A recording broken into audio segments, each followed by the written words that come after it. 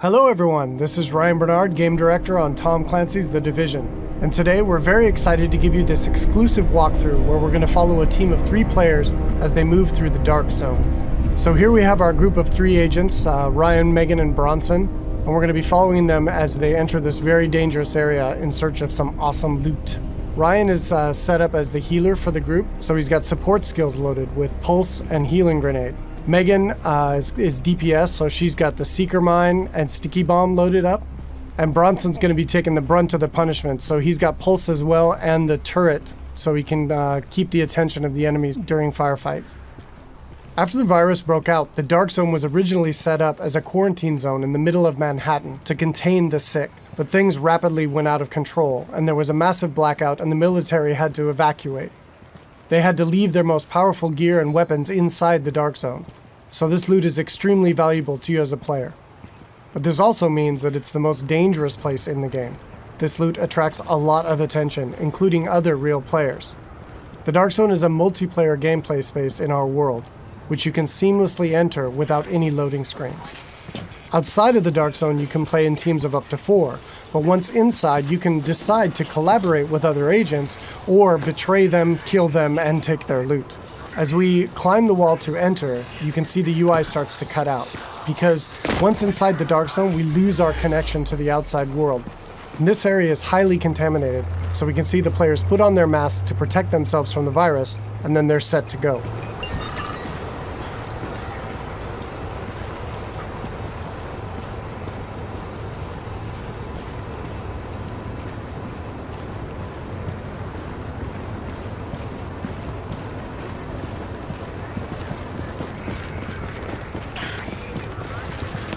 Okay, now we see our group is coming up on some enemies up ahead.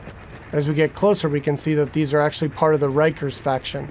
And this is a group of convicts which, after the virus broke out, escaped the prison and have flooded into Manhattan to take advantage of the chaos. Here we can see Megan does a pulse, which gives the group information about what enemy types and levels that they'll be facing. And then we can engage. As you can see here, Bronson's going to go up right on top of him and take point, so he can take the attention of the enemies and draw aggro, and we can support him from behind with healing grenades, as you saw there, and covering fire. Using covers in the divisions is really important. You're going to be seeing the agents here as they move around flanking the different enemies, moving cover to cover, using height elevation to their advantage, and really trying to make sure that you're not exposed at any time, because when you're out of cover, you take a lot of damage from enemies.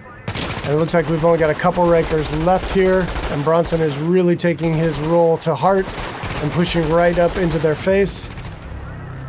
And they've cleared him out. And here you can see Bronson's actually been a little bit too hardcore on this, and he's in what we call the down state. So since they're playing in a group, Ryan can head over and actually revive him so he doesn't die and need to respawn and run back to his group, and he can get right back into the action. And here we can see that Ryan's actually found a loot crate. And he's gotten extremely lucky and has gotten a legendary drop. But as we can see, it's actually contaminated. All gear and weapons in the Dark Zone are contaminated, and they need to be extracted before they can be actually equipped by the players or agents in the game. So in order to do that, our group is going to move to a nearby extraction point in Bryant Park. Once the group is inside an extraction area, they'll need to shoot up a flare which calls in a helicopter. Then they need to hold tight for 90 seconds and extract their goods. Alright, now we see our group has come across a different group of enemies, and these are the Cleaners. Cleaners used to work for the city of New York, but they got trapped on Manhattan when the quarantine was declared, and they've lost it. They want to, in their own minds, clean the city from the virus by burning anything and everything in their path, dead or alive. And this group of Cleaners is actually a tougher group of what we call elites in the game. They have much higher health pools and much higher damage output. So our group here is going to really have to work together using their weapons and skills to take them out. Of course, they drop much better loot and give a lot higher experience. We got Ryan seems to have moved up to a kind of a bad cover position here. He's taking damage from the right, and he's got a grenade coming in and he needs to move, and he's too slow. So he's going to need to top himself off with a nice self-heal. Alright, so now we've dealt with the Cleaners and we can move on towards the extraction area.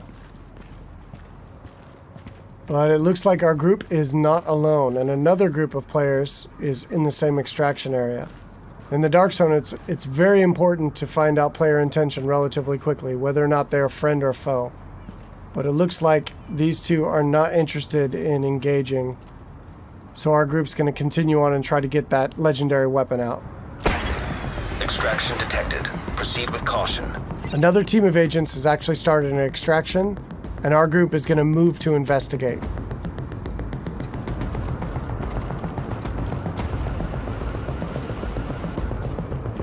And as they come around, we do indeed see that an extraction is taking place, and they got about a minute left on their timer before the helicopter shows up. But we don't see the extracting team.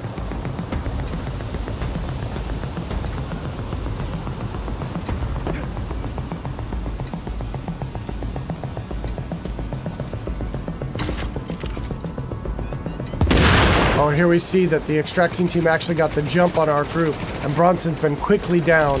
And since they engaged on us, they have now been flagged as rogue, which puts a big bounty on their back for a certain period of time. Luckily, Bronson was able to make it back to our group, and we were able to quickly revive him and get him back up into the fight. And now we've got some PvP chaos happening. And here we see Ryan throws out another healing grenade to heal up both of his teammates as they're flanking around to the left to try to get better position on these rogue agents.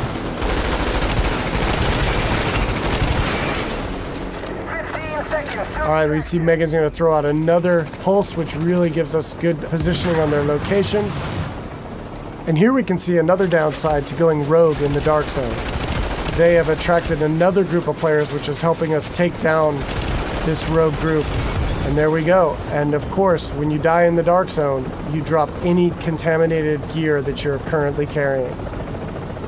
It looks like the two groups now can divvy up the goods that they got from this rogue group. It looks like they've decided to just take out the new players and take all of the loot for themselves.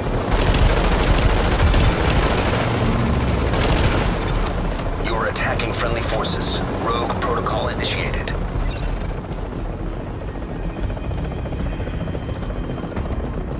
So now in order to secure this loot, to make sure it's theirs, they need to complete an extraction. So now our team has 90 seconds to control this area and to stay alive to get their loot out when the helicopter arrives. And you can see them fanning out into good cover positions here in case any other players come into the area or those groups that we engaged come back.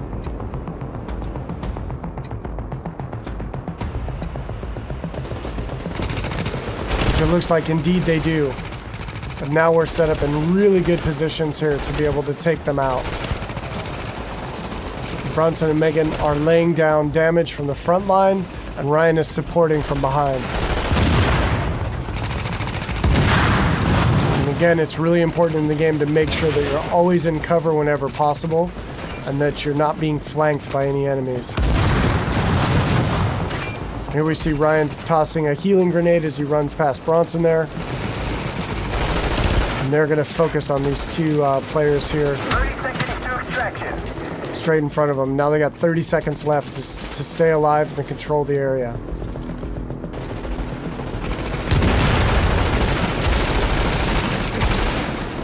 And that was some nice coordination there. It looks like a double kill coming off. All right, and they dealt with the other group yet again, and now the helicopters arrived. So they were able to survive and be able to get their loot out. And we'll head back to their base of operations.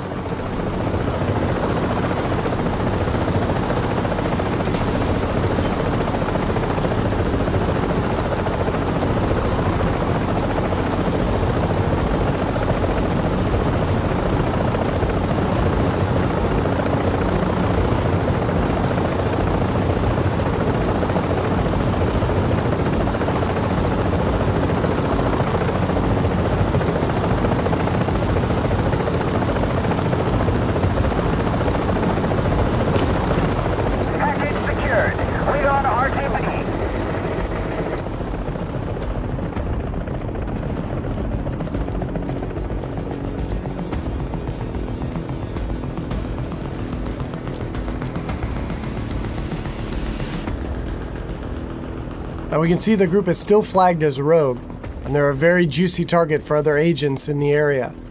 So they really should leave this area quickly and decide where to head out to next.